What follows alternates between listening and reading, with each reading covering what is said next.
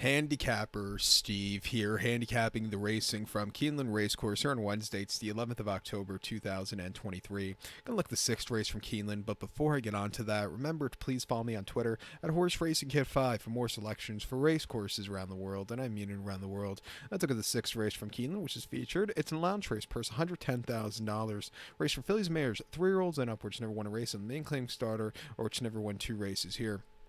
We have a field of 16 horses entered, excuse me, but only 12 could go to the Keeneland Turf Course, the distance of ground of 1,600 meters, if you want to go with that, or the 1 mile trip on the Keeneland Turf Course, 1,600 meters, 1 mile here. And I show the diagram. Just gives me a second to look down my notes. Just bear with me. I have notepads and notepads of these of notes from all the things and stuff, and it's just it's a waste of paper. I'm trying to find. I hate typing up notes on my computer because it's I just never will look at it. But if I write it out, I'll look at it.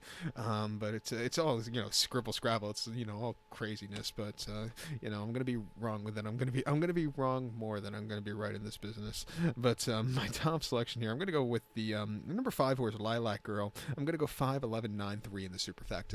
5-11-9-3 super. Top selection 5 horse Lilac Girl. This 5-year-old mare by Quality Road. Jonathan Thomas trains. Luis Saez gets the mount. The horse's most recent outing came 9th September, Kentucky Downs, off the bench. Mile lounge race, 165,000. And the horse finished 5th by 6 1/4 lengths that day.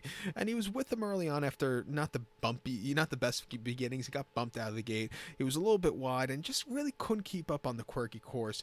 Off the bench on that very quirky course, he needed the race. I think coming here second off the bench, little lesser quality horses, more to lever a little course to get a good trip with. I think she's in a better spot to win. 2 back, she ran Keeneland here off the bench on the 23rd of April. 1 mile on the lounge race, 110,000. Off the 14th-month break, she finished second by 3/4 length, and she sat back early. She had to steady a few times around the far turn, which probably cost her the victory, but she ran her heart out that day. Not a bad race after all said and done. It was her first race since the 25th of February of 2022. That came at Gulfstream. About 7.5 on their very, very sad-looking turf course in that video. He finished 7 by 3 3/4 lengths that day, and as the favorite, he just didn't do anything. Never quickened up, never got into it. Something must have would have missed because you didn't see the horse for 14 months after that. Keep in mind that the first and second place finishers and quite a few other horses out of that race were next star winners, so it was a decent race the horse coming out of. And then prior to that, in December 2021 at Turfway, 6 furlongs main special weight, 59,000, won by 2 lengths from a stupidly wide poster. He stalked, he got the lead, he kept going. That was a very good run with the 75 buyer. Even at Belmont in October 2021, going 7 furlongs on the Widener in a main special weight, he finished second by a neck, and he just missed, but it was really traveling decently from a stupidly wide poster. Training very well in the Tapeta Turfway. I like him a lot here. I think the 11-horse Star Fortress first start stateside has a logical chance of winning.